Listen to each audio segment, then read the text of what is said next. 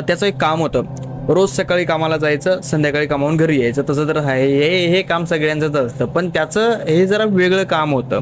कधी कधी दुपारी यायचा, कधी कधी रात्री 6-1 वाजता यायचा, तर कधी कधी रात्री 12-1 वाजता यायचा. हा खाजगी कामावर होता. तिथं जर समजा रेग्युलरी जर कोणती आलं, म्हणजे रेग्युलर जर चांगल्या प्रकारचं काम होत असेल, तसं जर याने काम केलं तर ठीक, टायमावर घराकडे येत होता. पण तिथं जर एखादा माणूस कमी आला तर याला रात्रीचे 12 सुद्धा वाजायचे. तर अशा प्रकारचं याचं ते काम होतं. आणि हा याच्या घरी एकलाच होता, दुसरं कुणीही नव्हतं. हा एकलाच होता.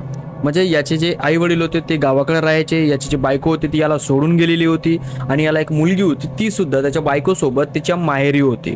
आणि हा फक्त एकलाच तिथं राहत होता. आणि एकला कशामुळे राहत होता हे सुद्धा मी तुम्हाला सांगतो. हा एकला या कारणामुळे राहत होता कारण की हा रोज ड्रिंक करायचा, घरी यायचा, आई वडिलांना शिव्या द्यायचा आणि बायकोलाही खूप मारायचा.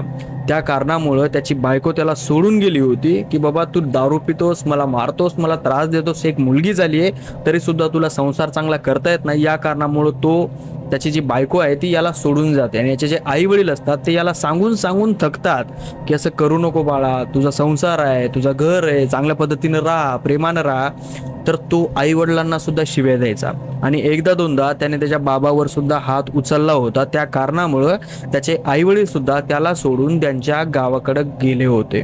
तर हा होता तो एकलाच इथं होता. आणि याने तिथं घर घेतलेलं होतं. घर काय फारसं मोठं नव्हतं, छोटंसं घर होतं, पण याचं घर त्या जागेवर एकल्याचंच घर होतं, कारण तिथं खूप स्वस्तामध्ये घरं भेटत होती.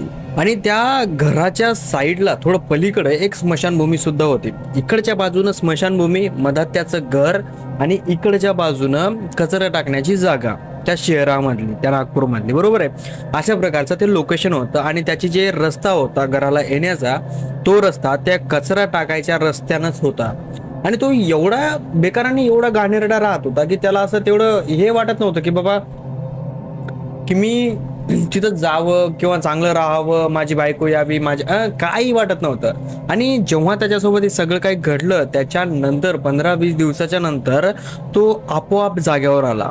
त्याने बायकोला आणलं, आई वडिलांना आणलं, त्याने दारू सोडून दिली, कारण की त्याला त्या वेळेस त्याच्या मरणाची जी भीती असते ना, ती पूर्णपणे अशी मनामध्ये येऊन बसली की या जिंदगीमध्ये हाय तो रोग हाय, एकदा जर मेलो तर काय खरं नाही, आणि एकलं जगणं शक्य नाही.